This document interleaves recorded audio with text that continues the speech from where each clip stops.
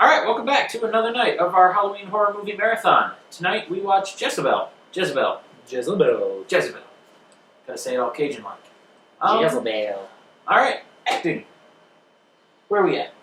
Oh, man. I'm going to give it a 3. It was alright. Yeah, that's about all I can say for it. That's about it. I don't know if it was the accents that took me out of it. Mm-hmm. I don't know if they were just too heavy on the twang or if that's how it actually goes down there. But It definitely is. I'll give it a 4. I thought the acting was good. I thought everyone was believable enough in their roles. I didn't really have any qualms with the acting. I thought everyone did good. So yeah, I'll give it a 4 there. I mean, not the best thing I've ever seen, but above average. It was all believable. It was alright. Effects. yeah, I'll give it a 4. It was a good looking movie. It had some parts where I keep wanting to say steering wheel, but it was the wheelchair. That's the word.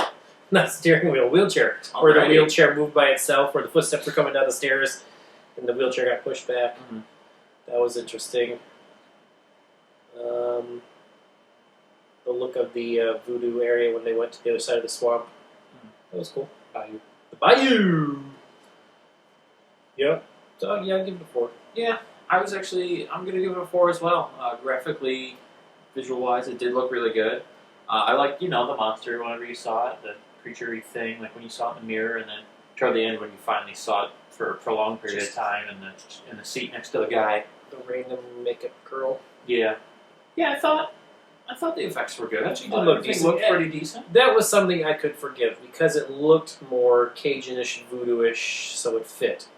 Yeah. It wasn't so much about being a ghost as much as it was just being some voodoo spirit. So that makes sense for me, so it wasn't... Yeah, I thought everything looked good.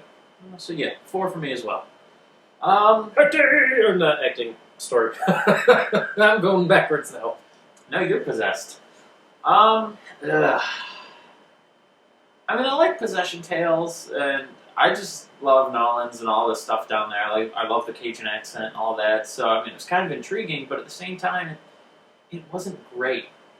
Like, it wasn't necessarily bad. There was a lot of plot holes toward the beginning, little nitpicky ones. So maybe it's just me, but I mean, it wasn't bad, but it really wasn't great either. I'm gonna give it a 3 for story. It was about middle of the road. It was okay, but not amazing. I'm going to give it a 2. Like the first 45, 50 minutes of it was just depressing and awful and terrible, and I hope I never have to see it again. And then it kind of picked up once they left the house and started exploring and trying to figure things out. But that wasn't enough to really save the movie. I didn't think it was that great of a storyline. Just, I don't know, didn't hold my interest. So I'll give it a 2. And then lastly, scare factor. I can give it a 2 for that. It wasn't completely without scares. I mean, it had some, like I said, the creature that you saw every so often, like when it popped up in the mirror, or in the truck next to the guy there, or the various other times throughout the movie you saw it. I mean, it had those bits, and like the baby skeleton when they're cleaning up the coffin is, I guess, more unnerving than scary, because it's not like a scare, but it's just a creepy kind of thing. Sure. So I didn't like the dreams. It had but the rest of it kind of had its moments. When the door closed itself and the dad got stuck in the barn and the fire. And it had some all right moments. So I'll give it a 2. I'll give it a 2 as well. It wasn't the worst, but it wasn't even average. It was a 2. All right. So overall, this movie gets a 3, which, I mean, yeah, I'd say that's right about fair. It's okay. It was average. It's not a bad movie.